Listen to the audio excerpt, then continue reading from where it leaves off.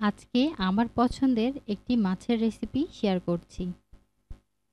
খুবই সিম্পল এবং অনেক সহজে রান্না করে নেওয়া যায়।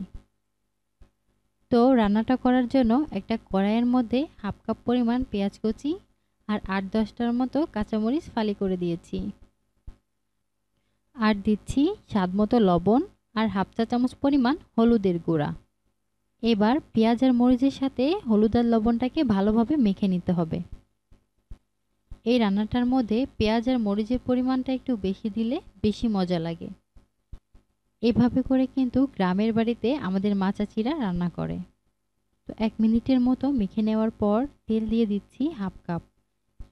তেলটা মাছের পরিমাণ বুঝে দিতে হবে। তেলটা দিয়ে আবারও একটু সময় নিয়ে মেখে নিচ্ছি। এখন এর মধ্যে পাবদা মাছ দিয়ে দিচ্ছি। আমি 5 পিস পাবদা মাছ নিয়েছি। এখন এই মশলার সাথে ভালো করে মেখে নিতে হবে। আর এই রান্নাটাই মশলার সাথে মাছটাকে যত ভালো করে মাখা হবে ততই কিন্তু মজা হবে। এখন পানি দিচ্ছি 1 কাপ পরিমাণ আর দিচ্ছি আলু। এখানে 2টা মিডিয়াম সাইজের আলু ছোট করে কেটে নিয়েছি। এবার ঢাকনা দিয়ে ঢেকে রান্না করে নিতে হবে। চুলায় বসিয়ে 5 মিনিট রান্না করে নেওয়ার পর ঢাকনা উঠিয়ে নিচ্ছি। এবার আলতো হাতে একটু নেড়েচেড়ে দিতে হবে। এবারে 6-7 টুকরার মতো টমেটো দিয়ে দিচ্ছি। এই রান্নাটার মধ্যে টমেটো দিলে কিন্তু পাবদা মাছের টেস্টটা আরও বেড়ে যায়।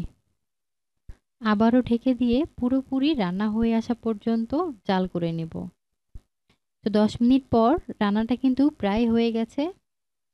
এ পর্যায়ে লবণটা ছেঁকে নিতে হবে।